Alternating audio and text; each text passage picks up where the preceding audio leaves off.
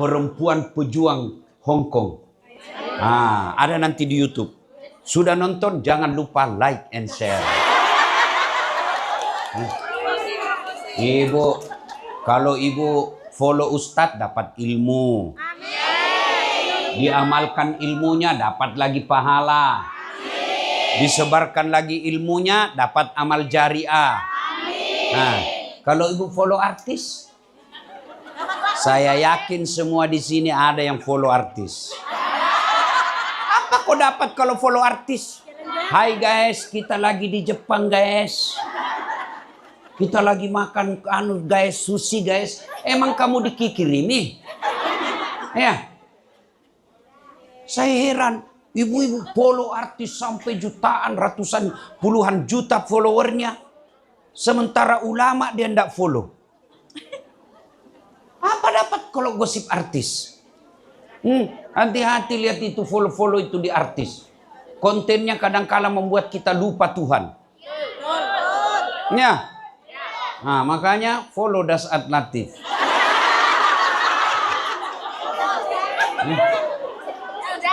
Sudah ya? Simpan HP-nya, Bu. Simpan ya? Nggih. Wa qala idzan bismillahirrahmanirrahim. Innallaha wa malaikatahu yusalluna 'alan nabi. Ya ayyuhalladzina amanu sallu 'alaihi wa sallimu taslima. Sesungguhnya Allah dan para malaikatnya berselawat kepada Rasulullah Muhammad sallallahu alaihi wasallam. Maka wahai orang-orang yang beriman, berselawatlah kalian kepada Rasulullah dengan sebaik-baik selawat. Bu, saya mau kasih tahu rahasia, tapi jangan kasih tahu yang tidak datang ya. Ya, ini rahasia nih Bu ya. Orang masuk surga Bu bukan karena tidak ada dosa. Kalau orang masuk surga karena tidak ada dosa, tidak ada isinya surga kecuali Muhammad sallallahu alaihi wasallam. Mana ada manusia yang tidak ada dosanya? Ayo angkat tangan tidak ada dosanya.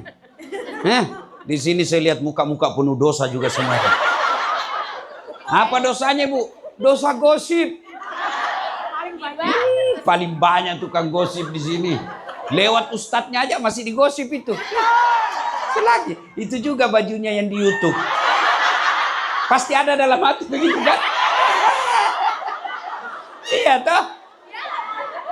Iya. Nah, duduk pengajian begini masih gosip itu. Dia lihati temannya dari bawah sampai ke atas. Dia enggak gosip tapi mulutnya mencibir.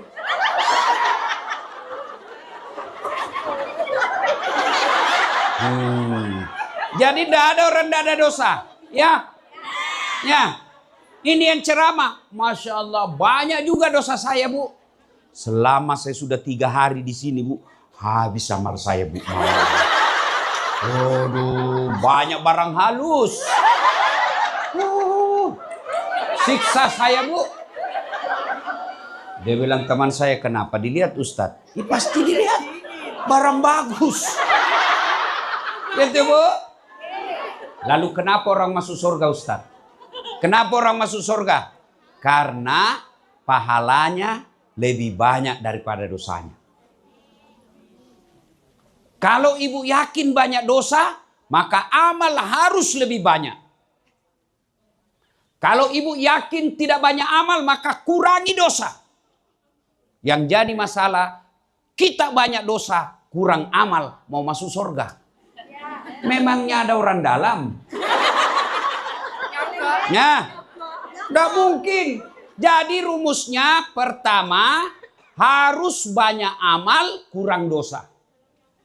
Kalau terlanjur banyak dosa, perbanyak amal. Caranya hadir seperti pengajian ini. Itu langkah kaki sudah pahala. Salawat sudah pahala. Dengar dakwah sudah pahala. Menyiarkannya sudah pahala. Maka rugi jauh-jauh tinggalkan Indonesia. Datang di sini, tidak datang hadir pengajian. Alhamdulillah. Ya, maka ketika kumpul seperti ini, salawatlah. Karena pahalanya lebih banyak daripada jumlah air hujan. Ya Nabi salam alaika, ya Rasul salam alaika, ya Habib salam alaika, salawatullah alaika. Ketika Nabi nanti dibangkitkan setelah kiamat, hancur seluruh isi dunia, lalu Allah bangkitkan kita, namanya hari kebangkitan. Yang pertama dibangkitkan makhluk adalah Muhammad sallallahu alaihi wasallam. Allah perintahkan kepada malaikat Jibril, Jibril, kau cari Muhammad kekasihku. Bangkitkan dia. Jibril mencari. Supaya mudah didapat, bayangkan Bu, mencari kuburan manusia. Satu dunia. Maka Allah perkenankan dengan kebesaran Allah, makam Rasulullah keluar asap. Itulah yang menandakannya makamnya Nabi. Lalu jasad Rasulullah naik. Bangkit, duduk. Nabi buka matanya, seolah bangun dari tidurnya. Lalu begitu dia buka matanya, nampak Jibril di depan Nabi. Ya Jibril, hari apa ini? Jibril menjawab, ya Muhammad, inilah hari kebangkitan seperti yang Allah janjikan kepadamu. Ibu-ibu kalau hari kebangkitan, ibu cari siapa? Nah, kalau saya bangkit, saya cari mana istriku, mana anakku, mana ibuku, mana bapakku. Nabi begitu bangkit, tidak satu pun keluarganya yang dicari. Nabi tidak mencari bapaknya yang tidak pernah ditengoknya. Nabi tidak mencari ibunya yang hanya 4 tahun bersamanya. Siapa yang dicari? Ya Jibril, aina ummati? Mana umatku yang merantau ke Hong Kong? Sedulur-sedulurlah yang dicari. Bayangkan begitu cintanya Nabi kepada kita, begitu bangkit, tidak cari keluarganya, tapi kita yang dicari. Maka ketika diperintah bersalawat, bersalawatlah dengan sallu alaihi wasallimu taslima. Bersalawat dengan sebaik-baiknya. Jangan selawat sambil makan kue.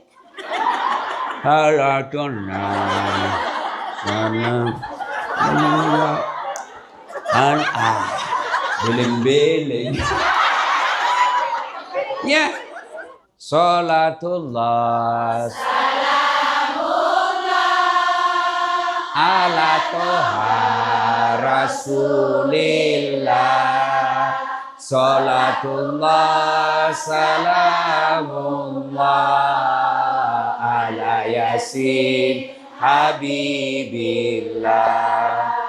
Tawassalna bi bismillah wa bil hadi rasulillah wa kulli mujahidilillah bi ahlil badri ya Allah.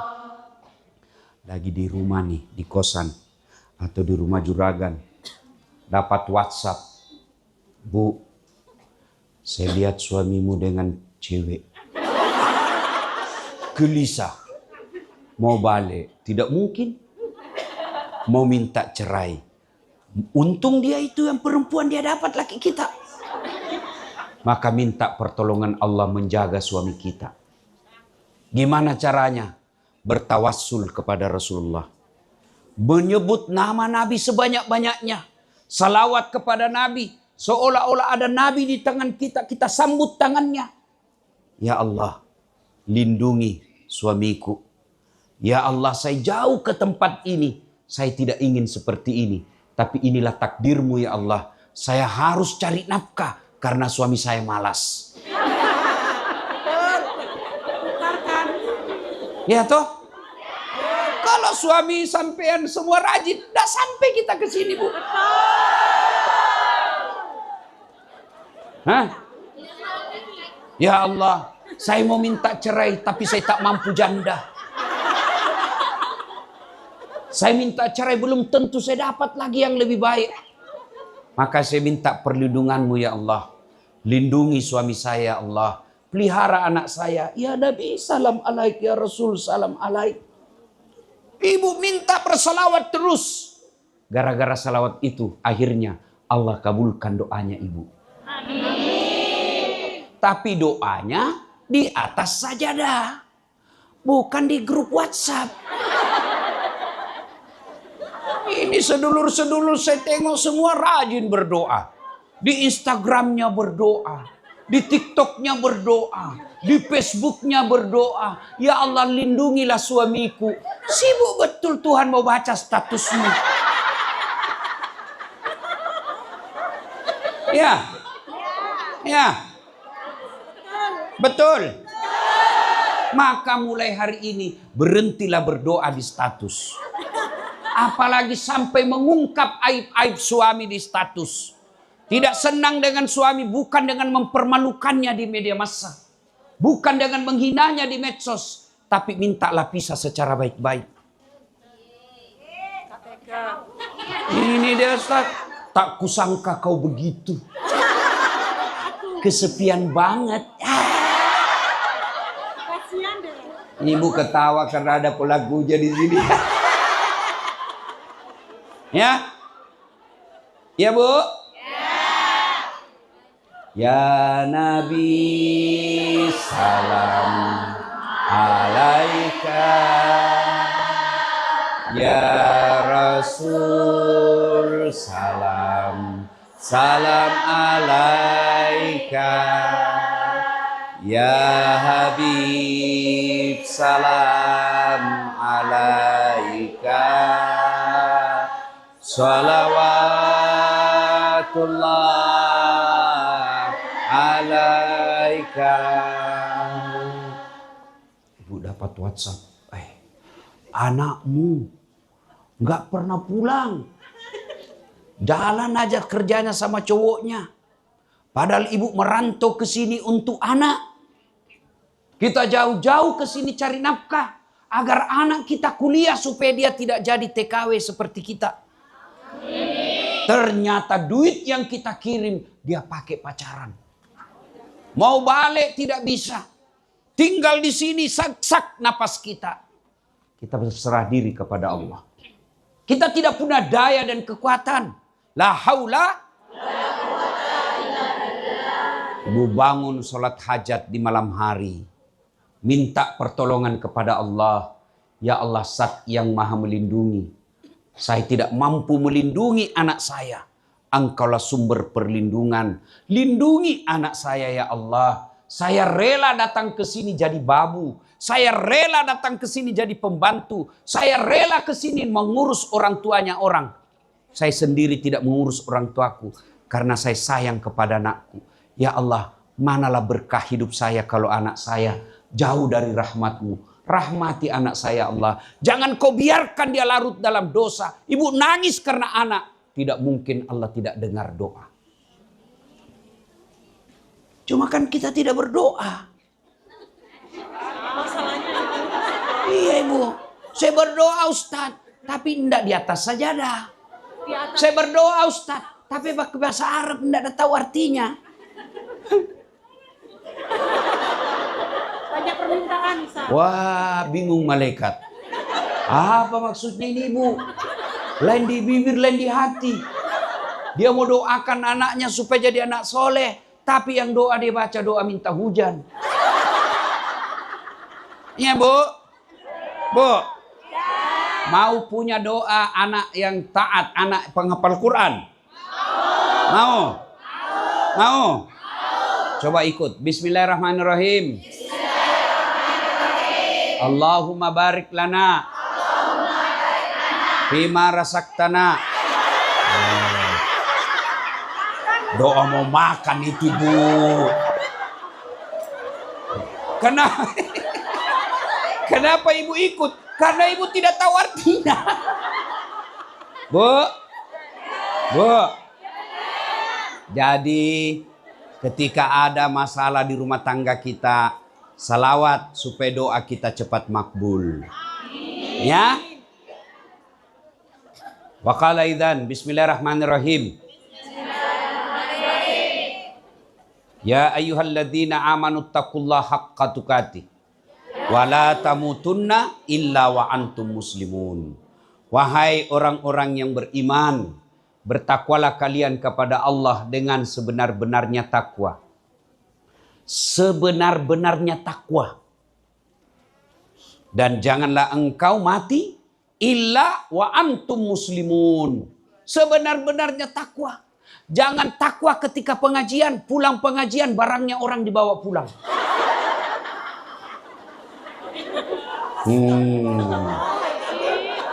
Ada juga yang tidak jujur. Katakan sejujurnya. Apa mungkin kita kalau tak mungkin bercerita tentang cinta? Untuk apa? Masya Allah. Berarti ini Bu, generasi orang tua. Bu. Jangan sampai masih rajin pengajian, tapi juga belum jujur. Ya Bu. Pulang pengajian, ada orang hilang baskomnya. Ada orang hilang sendalnya. Ada orang yang hilang handphonenya. Ada orang yang hilang tasnya. Bu, kalau hilang seperti itu Bu, susah tobatnya. Kalau ibu kepada Allah, tobatnya 1, menyesal. 2, mengakui. 3, tidak mengulang. 4, ganti kebaikan. Kata Allah, dosa apapun kau lakukan, saya maafkan. Bahkan Allah katakan, innallaha yuhibbut tawwabina. Saya cinta kepada hambaku yang bertobat. Tapi kalau tidak jujur, syaratnya tambah. Dari 4 tadi, tambah lagi 5, minta maaf sama yang bersangkutan. 6, kembalikan barangnya.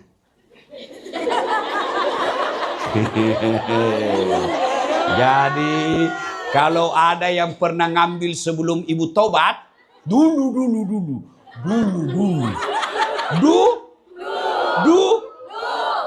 ngambil tasnya teman. Maka tobatnya 1, menyesal. 2, ngakui. 3, tidak ulang. 4, mengganti dengan kebaikan, dengan memperbanyak istighfar, zikir. Yang 5, ibu datangi yang punya tas.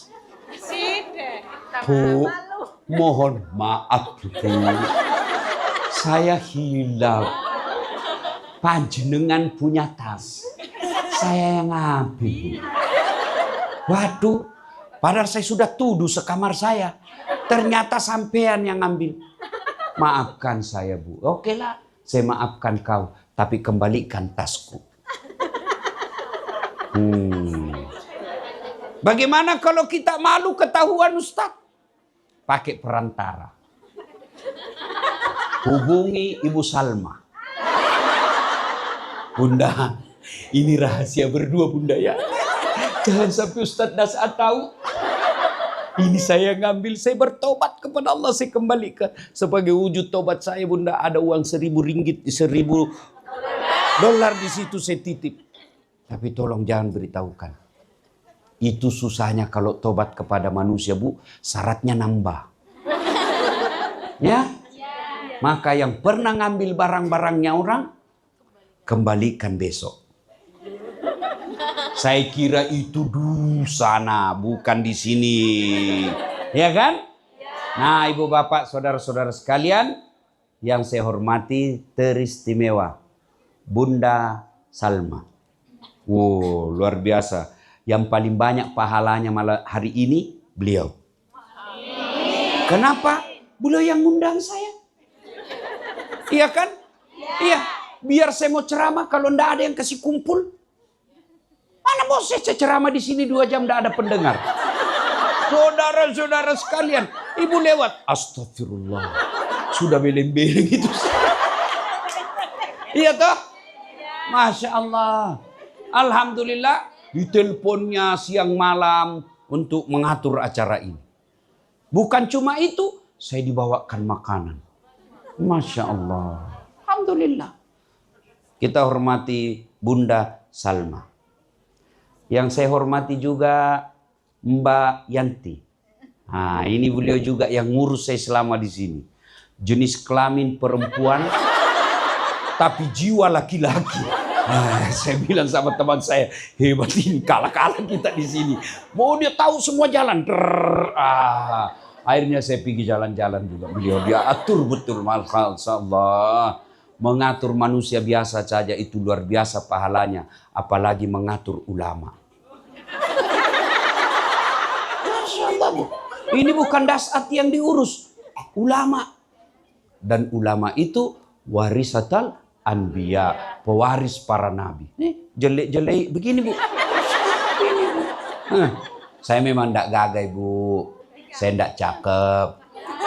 Tapi saya penuh pesona. Iya toh? Mana buktinya? Sampean mau foto toh sama saya? Nggih. Nggih. Ibu bapak, saudara-saudara sekalian. Saya mau Bapaknya enggak ada iki. Oh, no, Rek. Dua biji. Ini bapak-bapak juga. Ikuro. Bapak-bapak. Bu.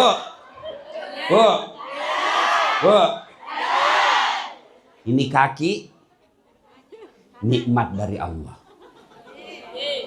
Ibu bisa sampai ke sini karena kakinya sehat. Enggak mungkin sampean bisa kalau kaki enggak sehat.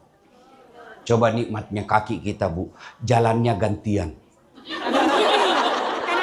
Iya kan? Coba kalau bayangkan kita jalan begini saja, Bu. Repot toh? Iya. Ayo kan kalau kita begini kapan sampainya, Bu? Iya. Gantian atau dia jalan bersamaan. Lebih repot lagi kan?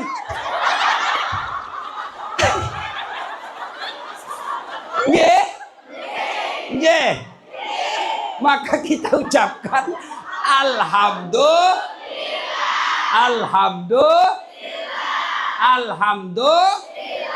Jangan coba di mulut, tapi resapi. Berapa banyak orang mau ke sini, tapi karena sudah sehat kakinya, tidak bisa dengar dakwah. Nggih? Nggih. Bu, mau saya kasih kamera? Kamera. Mulai mikir kan? Iya kan? Oh, kamera, Bu. Bu, dengar, Bu. Saya ini sudah dari apa itu? Macau. Dari Cina, Guangzhou, Hong Kong, Shenzhen.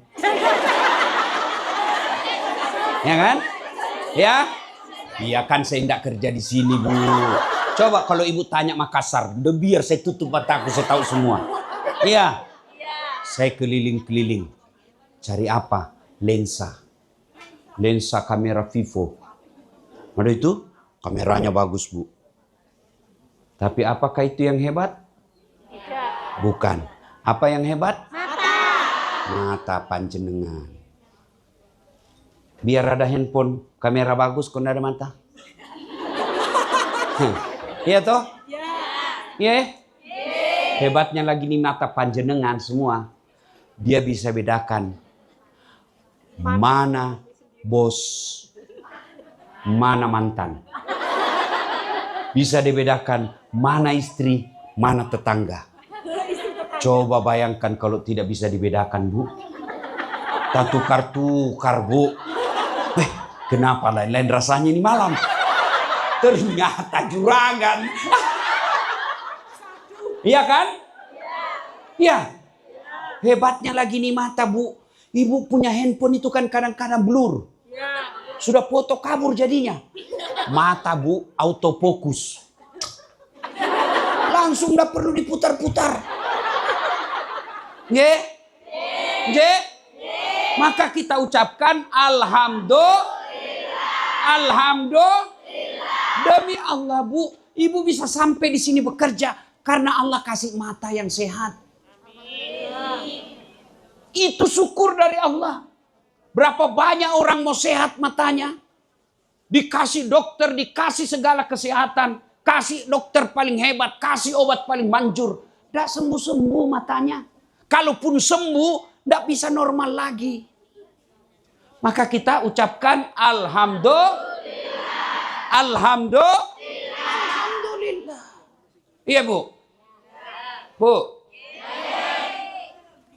Pernah lihat ada orang ada besi di giginya? Atau ada di sini? Ada kan? Ada. Di kawat-kawat.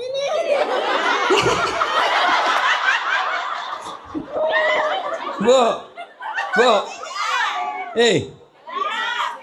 Jadi Mas Kasar itu yang paling bagus katanya bikin kawat itu 40 jutaan. Satu kali umroh, Bu. Dia cuma pasang di giginya. Apa itu kawat yang mahal? Bukan. Apa yang mahal? Gigi. Allah kasih gratis. Hebatnya lagi nih gigi, Bu. Tumbuh dan panjangnya Tidak sama. dibatasi. Bagaimana seandainya gigi sedulur-sedulur tumbuh seperti rambut?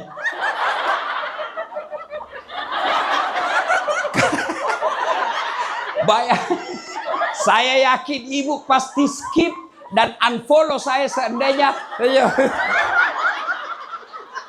Iya toh, Bu? Ya. Bayangkan seandainya gigi satu saja yang panjangnya melebihi normal. Bagaimana kita mau makan? Iya toh? Iya toh? Makanya kita ucapkan alhamdulillah. Alhamdulillah. Masya Allah. Maka jangan selalu mengeluh. Alhamdulillah. Sampean makan kerupuk. Bisa enggak dibedakan mana yang melempem? Mana yang renyah? Mana yang renyah? Bisa? Bisa? Apa Ibu pelajari itu? Pernah Ibu baca cara membedakan? Enggak kan? Otomatis. Itulah karena Allah kasih gigi kita ada saraf. Ya? Maka kita ucapkan alhamdulillah. Alhamdulillah. Ada lagi, Bu, namanya dalam dunia kita ini ada sensor. Bu, kalau bawa mobil kan, kalau ada mau tabrakan kan dia bunyi. Mundur. Begitu mau nabrak. Apa namanya? Apa namanya? Sensor. Tubuh kita juga punya sensor. Bayangkan seandainya tidak ada sensor. Kita tidak bisa bedakan kapan kita mau makan. Apa sensornya mau makan, Bu? Lapar. Coba kalau tidak ada rasa lapar, kita tidak tahu kapan kita mau makan. Dan ketika kita kerja terus tidak makan, pasti rusak tubuh kita. Bayangkan, Bu, ada sensor ini kalau mau keluar. Bayangkan kalau mau keluar tidak pakai sensor. Dia keluar aja. Allah Karim. Bayangkan kalau tidak ada sensor kencing. Saya lagi ceramah basah. Waduh, viral saya satu dunia. Iya toh, Ibu? Iya toh? Ini sensor. Allahu Akbar. Bu. Maka kita ucapkan alhamdulillah. Alhamdulillah. Berarti nikmat kesehatan. Lalu ketika kita berdoa, Bu, wa afiatan fil jasad. Kenapa kita katakan sehat wal afiat? Kenapa tidak cukup katakan sehat saja? Ini kan tangan kita sehat, kaki kita sehat, mata kita sehat. Tidak cukup, harus afiat. Apa itu afiat, Ustadz? Matanya sehat, bisa melihat, tapi dia nonton ceramah. Itu afiat namanya. Kakinya sehat, bisa melangkah, sehat namanya. Tapi datang ke pengajian, afiat namanya. Telinganya mendengar, sehat namanya. Tapi dengar dakwah, afiat namanya. Maka Ibu, sehat penting, afiat juga penting. Ya Bu? Ada kerja, tubuh sehat, cukup? Tidak. Karena ada orang, Bu, sehat, terkenal, gagah, cakep, raja, tapi tidak punya iman. Menjadi hina di hadapan Allah. Dihinakan oleh Allah. Bagaimana cara Allah menghinakannya? Ditulis dalam Quran. Dia haram masuk surga. Kalau sampean semua masih 50-50. 50 harapan masuk surga. 50% masuk neraka. Nggih? Tapi ini sudah dicatat haram masuk neraka. Haram masuk surga. Ini Fir'aun namanya. Fir'aun haram masuk surga. Padahal dia terkenal, kaya, sehat. Tapi karena tidak ada imannya, haram masuk surga. Bahkan Allah melaknat Fir'aun. Sampai sekarang tidak ada manusia yang suka itu Fir'aun. Mana buktinya? Sampai sekarang tidak ada satupun ibu-ibu mau kasih nama anaknya Fir'aun. Iya kan? Iya. Berarti yang paling penting bukan gagah, bukan raja, bukan kaya, bukan populer, tapi sebaliknya, Bu, ada perempuan hina di hadapan manusia waktu itu. Dia budak. Beda dengan ibu. Mohon maaf ya. Ibu namanya pekerja migran. Nah.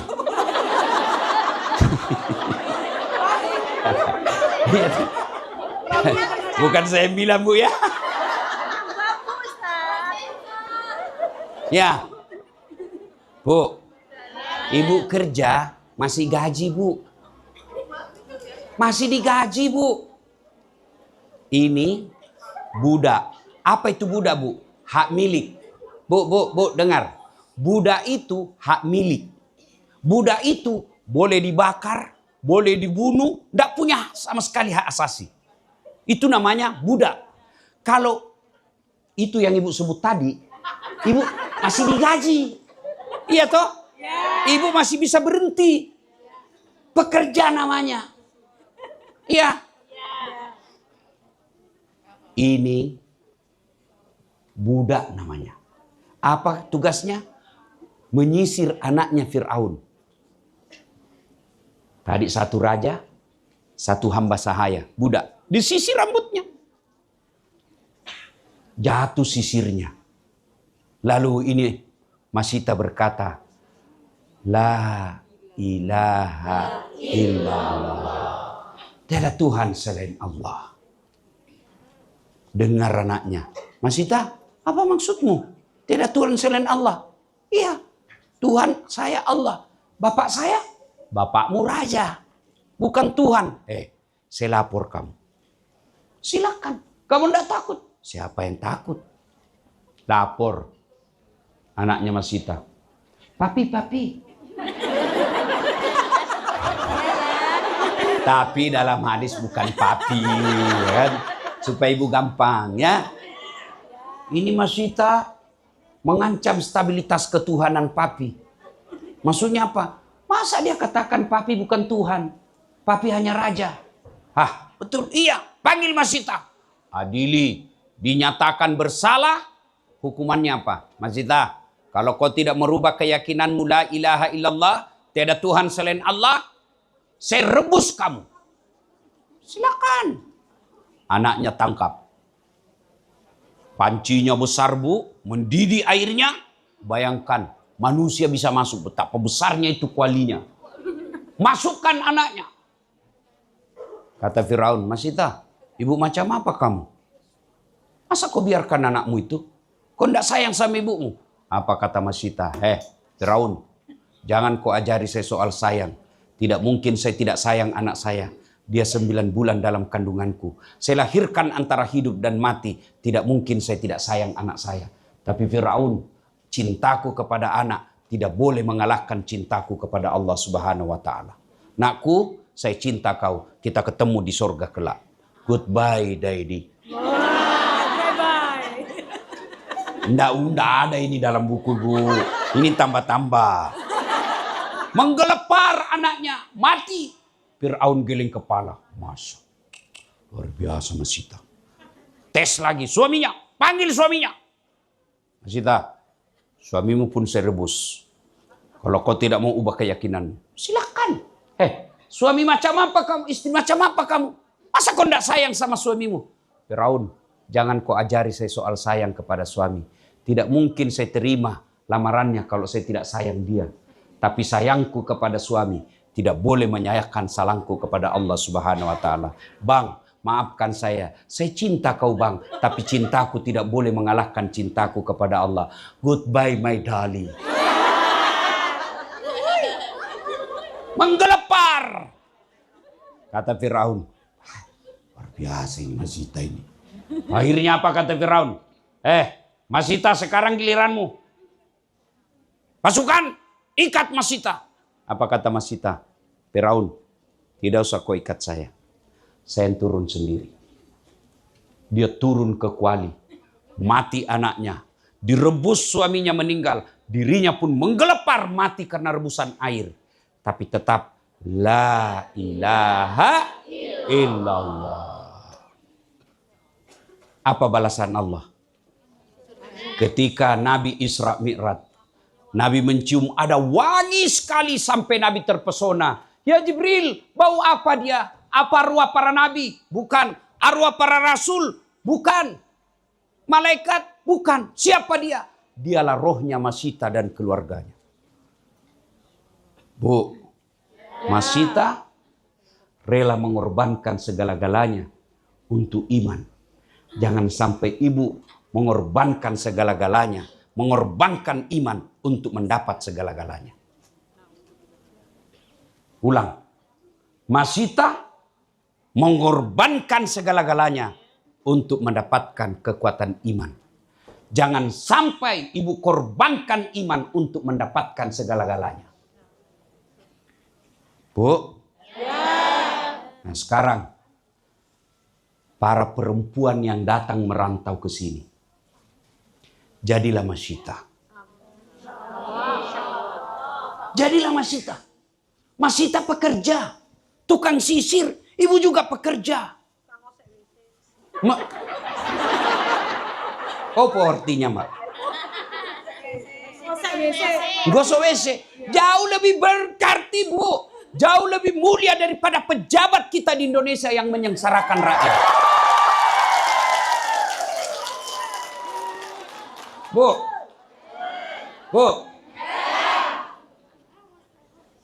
Itu pejabat-pejabat kita yang ada di tanah air.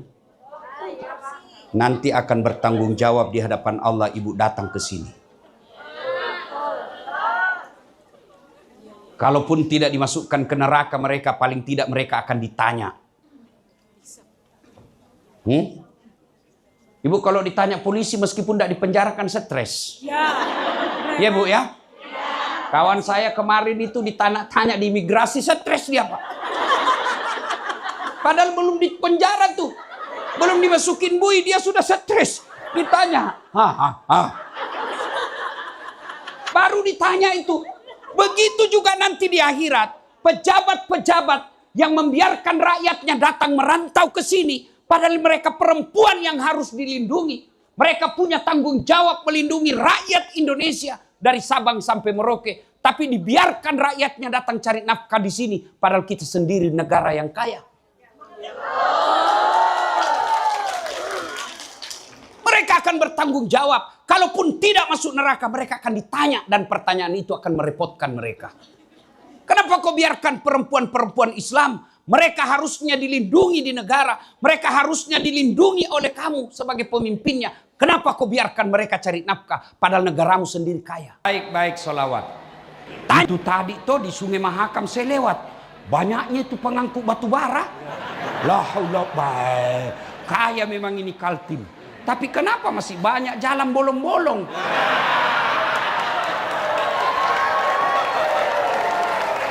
Nih, mudah-mudahan para jaksa cari itu kontraktor yang nakal. Belum diresmikan, rusak lagi. Kenapa? Karena perlu proyek dipotong 20%. Untuk apa dipotong? Bagiannya tim sukses. Kenapa tim sukses mau dapat? Karena kau semua mau disogok. Coba kalau tidak ada kau disogok. Ini kalau pilkada, wane piro. Dari mana dapat itu pengusaha uang? Dari situ yang proyek dipotong-potong. Kenapa dipotong? Karena kau semua mau disogok. Jadi jangan kau salahkan kalau pejabat koruptor. Karena kau juga materialistik. Apa? Masih mau kau? Apa minta tadi ku bilang? Wah, mau saya ajak salawat. Bisa? Bisa? Bertanding kita dulu ya. Mana lebih kencang suaranya mama-mama dengan bapak-bapak? Bisa? Nah, bapak-bapak diam dulu, mama-mama dulu. Ras terkuat di bumi. Sen kanan tidak belok-belok. Ayo kita salawat dulu ya. Ibu-ibu dulu. Yuk, bapak-bapaknya diam. Salatullah. Yang di atas. Ala toha. Salatullah. Ala Yasin. Masya Allah. Nilainya 9,6. Nah, ibu-ibu diam, bapak-bapak lagi. Ayo Pak, jangan mempermalukan jenis kelamin kita. Nah, ayo. Salatullah.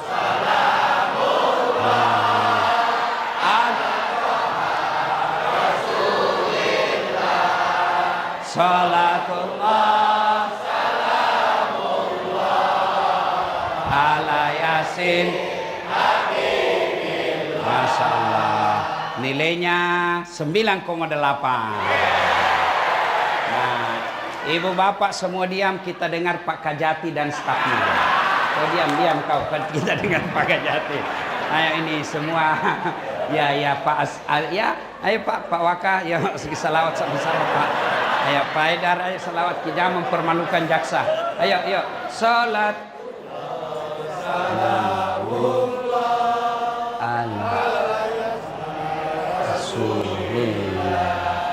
Salatullah salamullah ala yasin. Ya, nilainya 9,9. Kejaksaan Tinggi Kalimantan Timur beserta keluarga besar kejaksaan dan istri yang hadir di tempat ini, yang insya Allah dimuliakan dan dirahmati Allah Subhanahu wa Ta'ala. Ibu bapak, hari ini kita peringati Isra Mi'raj. Isra Mi'raj ini ada dua kata. Satu Isra, dua Mi'raj. Isra, perjalanan Nabi dari Masjidil Haram ke Masjidil Aqsa di Palestina, itu namanya Isra. Ya. Kenapa Nabi dikasih ke Masjidil Aqsa? Kenapa? Kan bisa itu dari Mekah langsung naik ke langit. Iya toh? Ibu bapak, saya tanya. Kalau dari Samarinda bisa enggak langsung ke langit? Dari Bontang bisa enggak langsung ke langit?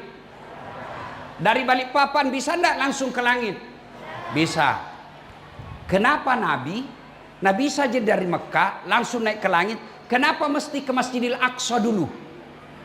Nah, dijawab Allah dalam Al-Quran. Linuriyahu min ayatina. Saya ingin kasih lihat kau tanda-tanda kehidupan yang banyak berlaku sampai sekarang.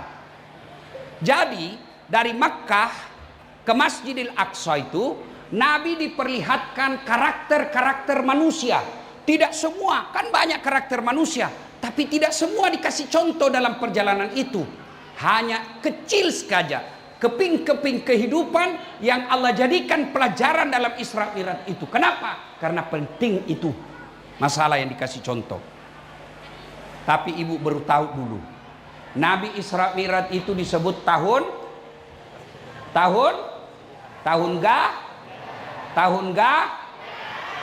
beleng-beleng. Tahun gajah itu bu, Maulid. Oh, katanya belajar. Isra Mi'raj disebut tahun gajah lagi. La ilaha illallah. Tahun duka cita. Tahun mestinya wana nabita. Maka disebut tahun duka cita. Kenapa disebut tahun duka cita? Dua orang yang paling mencintai Nabi dan dicintai Nabi mati pada tahun yang sama. Siapa? Paman beliau Abu Thalib dan istri beliau Siti Khadijah. Jadi misalnya ibu, misal gini toh, misal ibu lebih dulu meninggal. Hah? Besok ibu meninggal, misal. Lalu suami bilang, baik betul ini istriku, Ustaz. Rasanya ndak bisa kusambung hidupku, Ustaz. Meskipun dia gendut, tapi ku sayang, Ustaz. Nah, itu ciri-ciri penghuni sorga. Tapi kalau sebaliknya, begitu ibu meninggal, suamimu masuk kamar berteriak, "Merdeka!"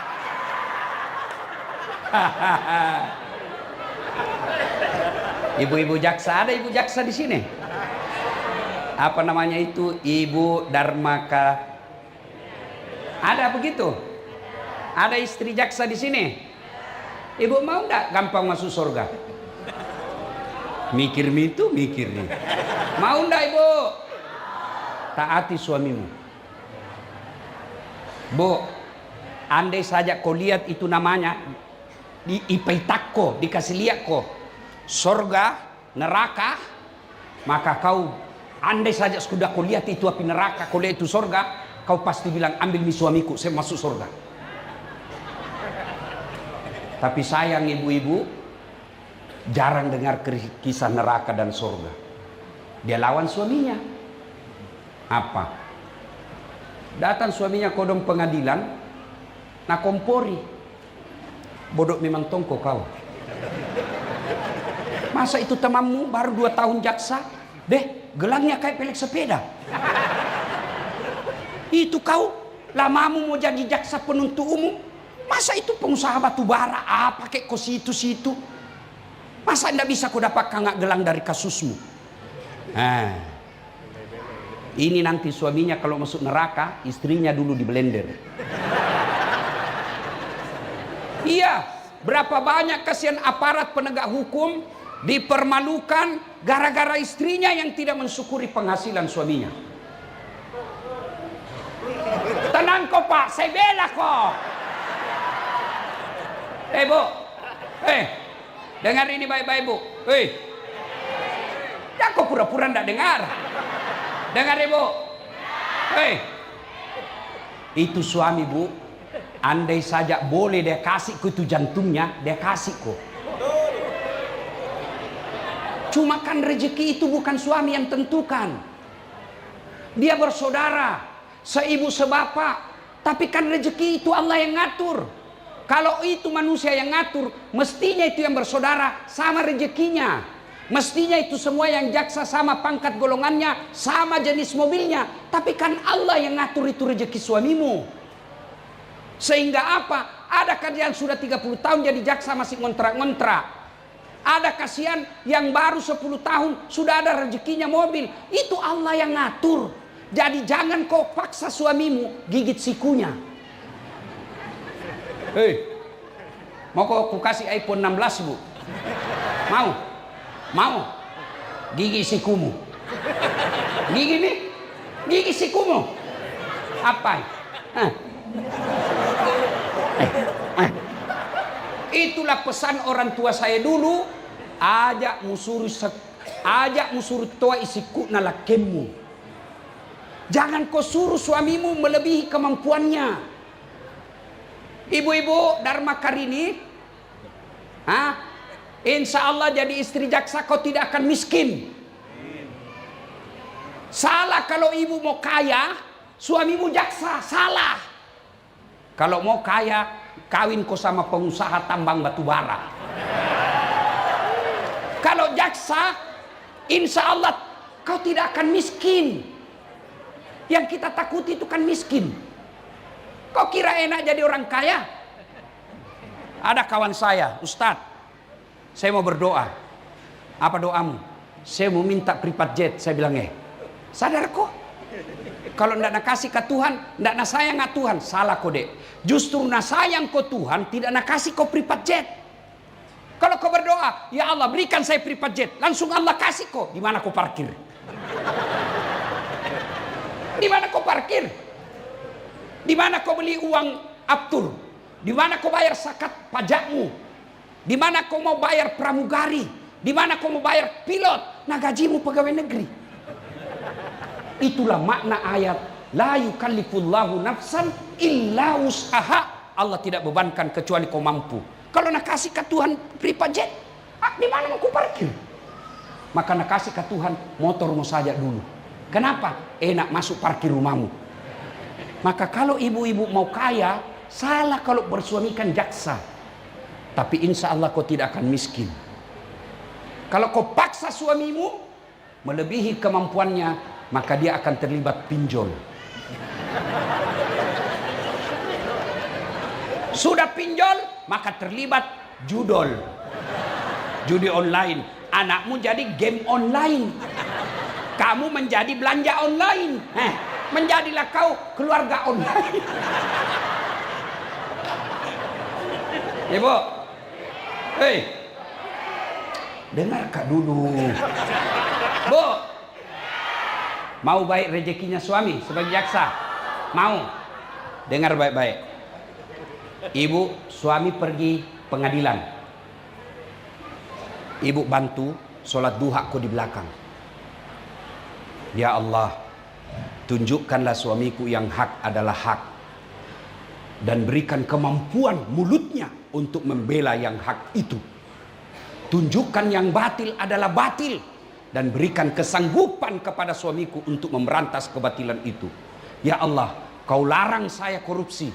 Kau larang saya minta-minta sama manusia. Maka aku datang meminta kepadamu. Tunjukkan jalan yang baik kepada suamiku. Amin ya Rabbal Alamin. Baru ke WhatsApp nih suamimu. Bang, jangan galau. Baru saja saya doakan kau 8 rakaat dalam sholat duhaku. Insya Allah Allah berkahi kau. Salam sayang dari istrimu di rumah.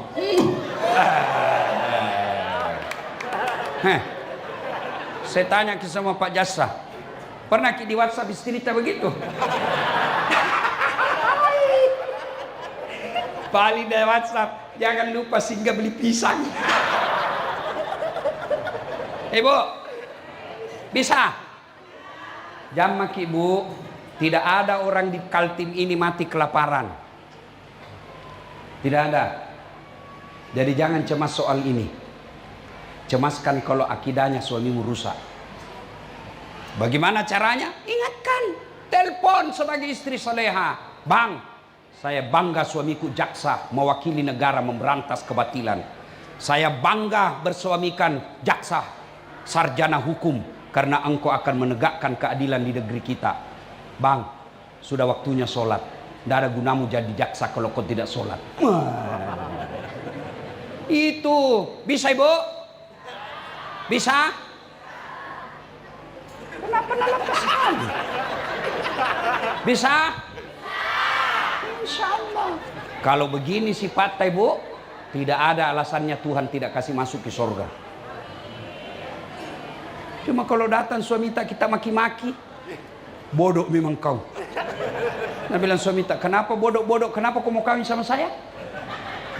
Nah maki-maki suaminya, bertengkar tiap hari. Kapan kau bahagia? Kau kira enak jadi suami? Lihat itu suamimu kasihan. Lihat di kantor dimarah-marahi sama Kajati. Siap pak, siap pak, siap pak, siap pak, siap pak. Biar salah, iya siap salah pak, siap salah pak. Biar benar, siap salah pak, siap salah pak. Datang suami istrinya, kenapa kau tidak lawan? Apa mau dilawan? Nah dia pimpinan. Kau kira enak jadi suami? Hah? Sampai lagi di pengadilan kadang-kala kasihan diteror. Sampai lagi di jalan warung kopi, baru mau masuk, semua orang sangka buruk. Mau lagi ditraktir, mau lagi ditraktir. Di jalan lagi, lewat lagi, kasihan, penuh asap. Kau di rumah tinggal.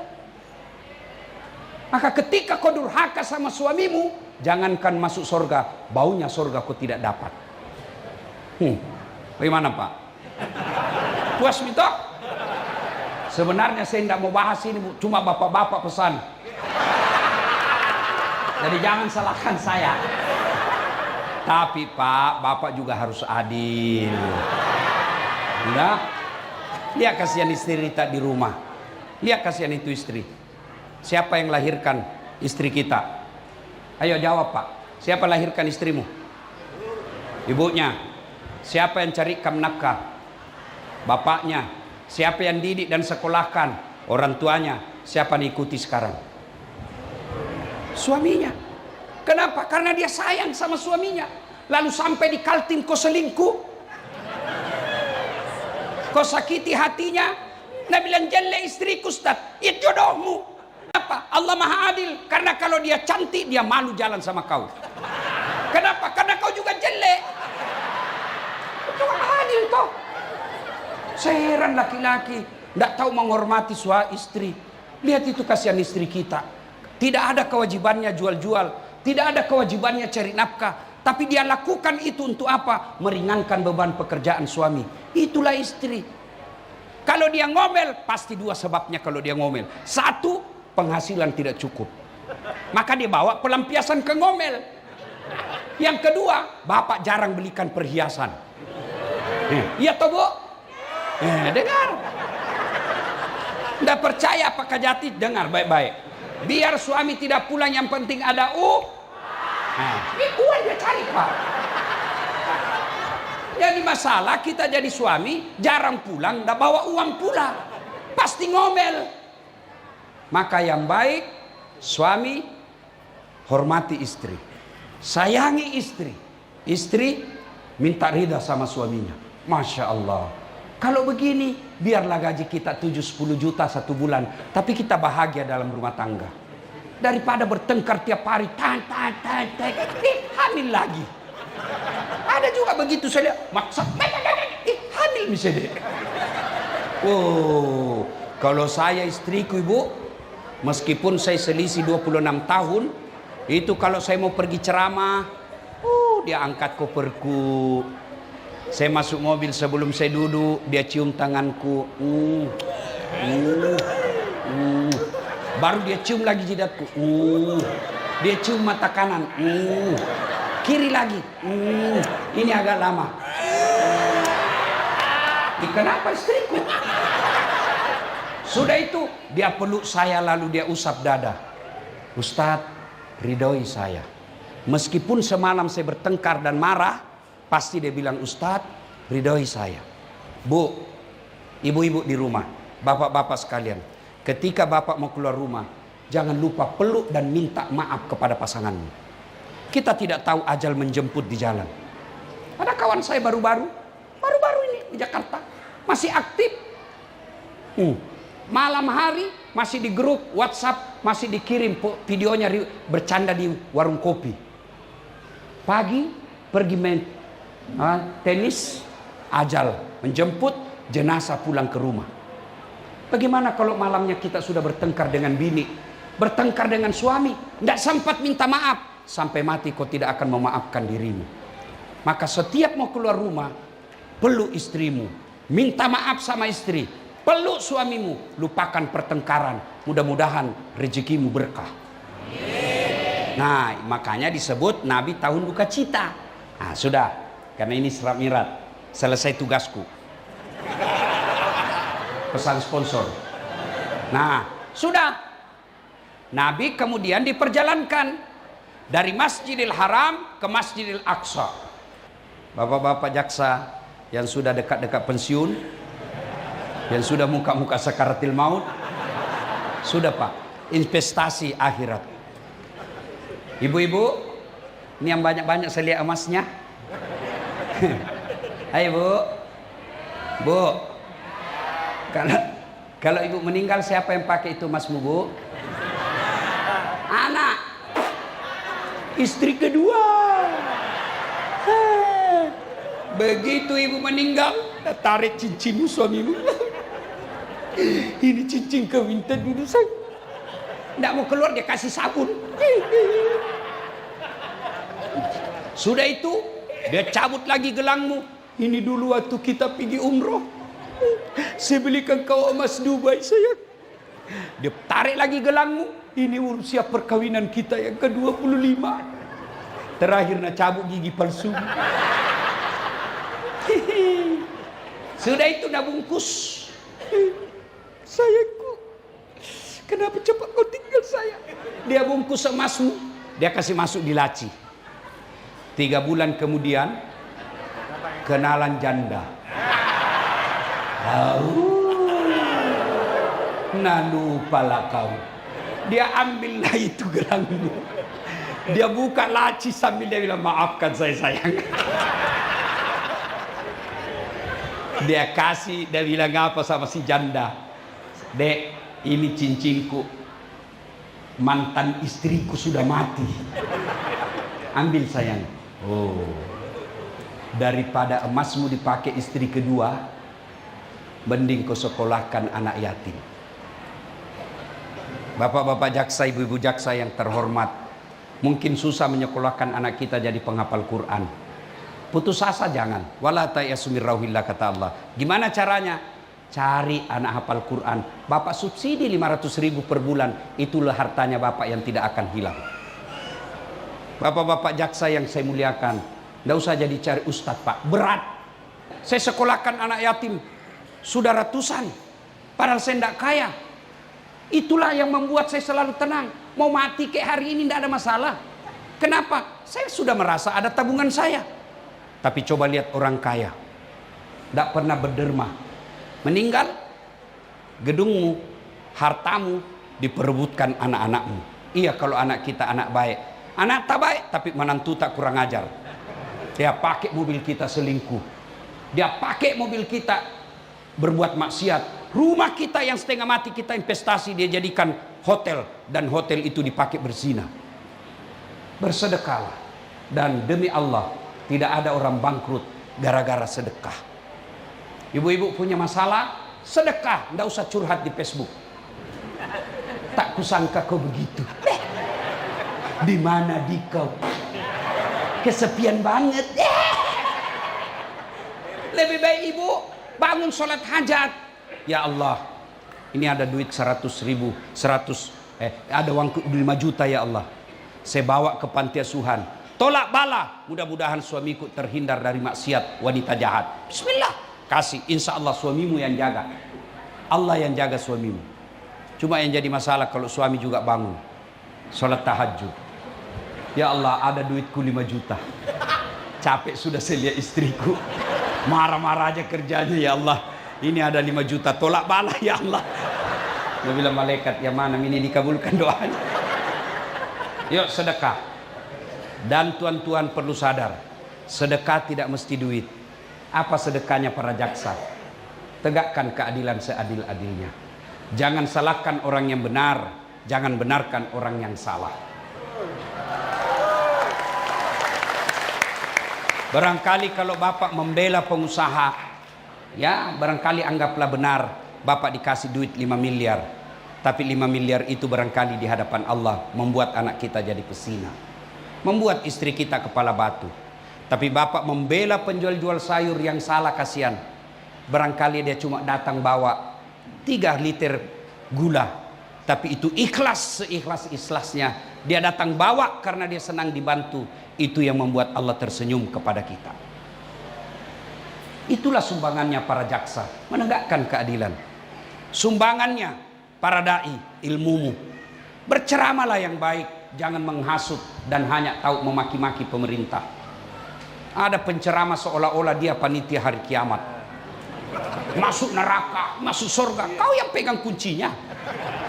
Ada juga begitu.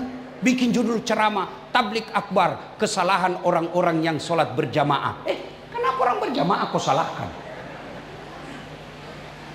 Maki-maki. Sumbangan kita adalah ilmu.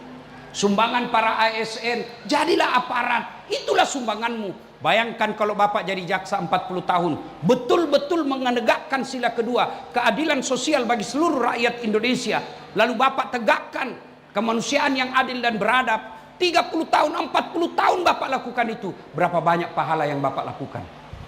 Bisa jadi Bapak-bapak jaksa jauh lebih mulia daripada ulama. Kenapa? Khairun nas anfa'uhum linnas. Sebaik-baik manusia di antara kalian yang paling banyak manfaatnya buat orang lain. Ada imam, mimpin sholat, tahajud tiap malam, ngaji tiap hari, tapi di kompleknya tidak ada yang senang. Ada jaksa, sholatnya 5 waktu, sunnahnya jarang, tahajudnya jarang, tapi dia selalu menegakkan keadilan. Itulah yang paling mulia di hadapan Allah.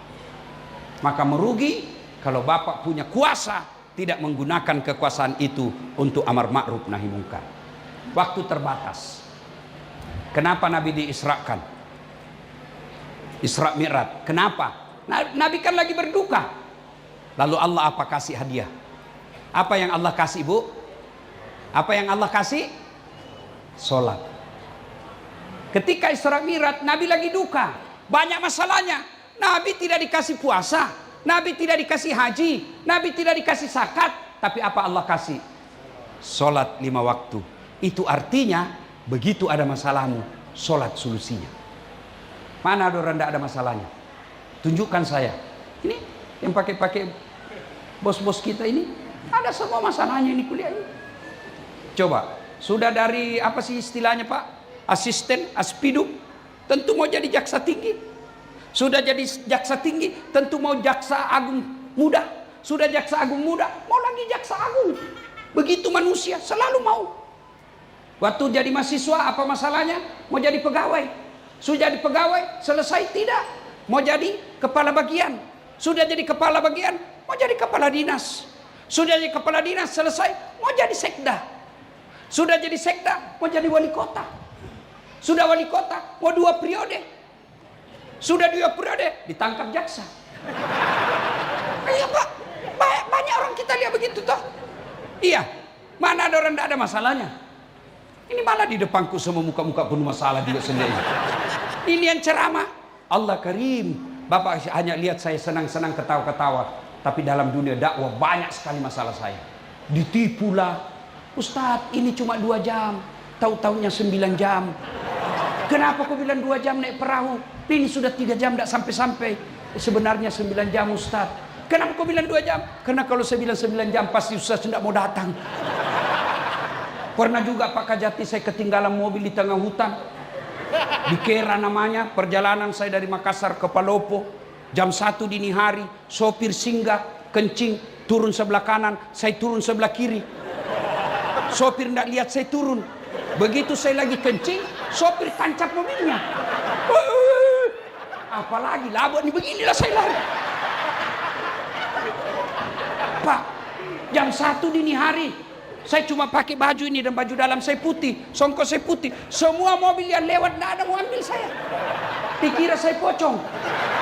Saya mau begini, dia bilang nanti ditabrak betul saya. Jam berapa dia datang? Jam 6.15 menit pagi. Basah kuyup saya. Begitu turun sopirnya, saya mau tempeleng, lebih besar dari saya. Enggak jadi.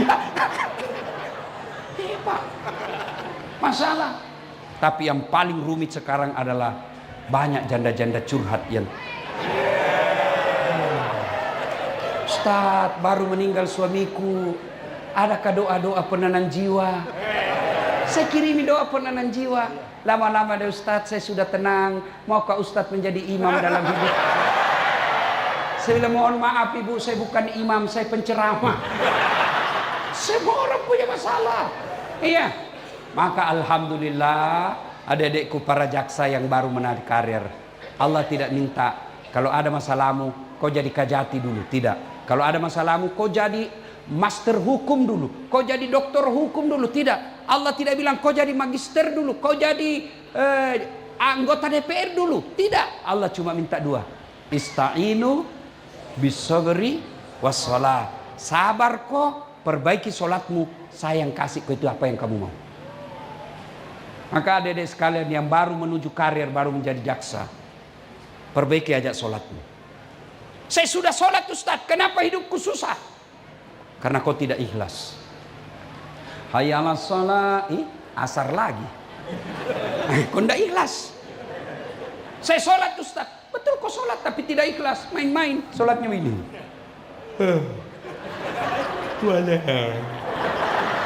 Ya kena. Siapa aja kau solat makoti ol. Solat kayak orang ditiup angin.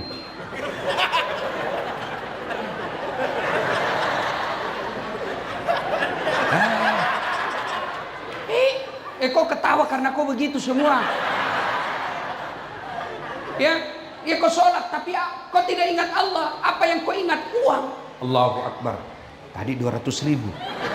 Beli bensin 50.000. Beli pulsa 50. Mana yang 100 ini? Allah. Kau ketawa karena begitu semua. Maka kalau sudah begitu kejadiannya, tingkatkan datang berjamaah di masjid.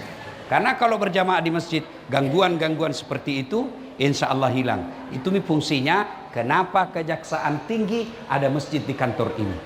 Tujuannya apa? Supaya para jaksa minimal datang ke tempat ini berjamaah. Bapak ibu saudara-saudara sekalian, ingin rasanya berlama-lama, tapi waktu jualah yang membatasi. Terus, masih bisa 2 jam? Serius? Saya tidak bisa. Saya harus balik bu, karena pesawat saya kembali ke Makassar jam 6.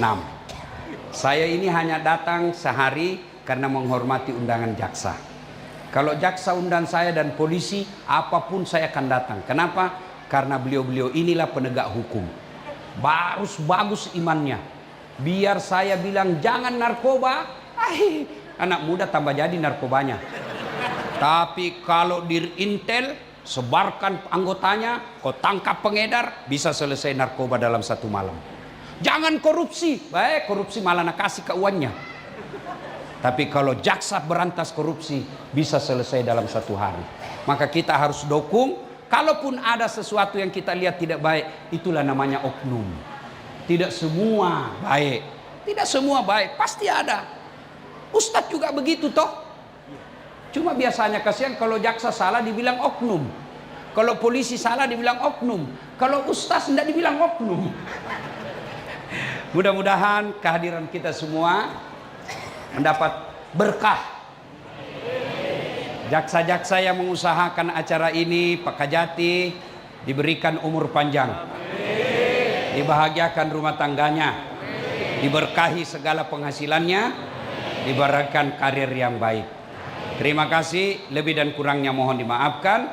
Usikum wa nafsi bitaqwallah, fastabiqul khairat. Assalamualaikum warahmatullahi wabarakatuh.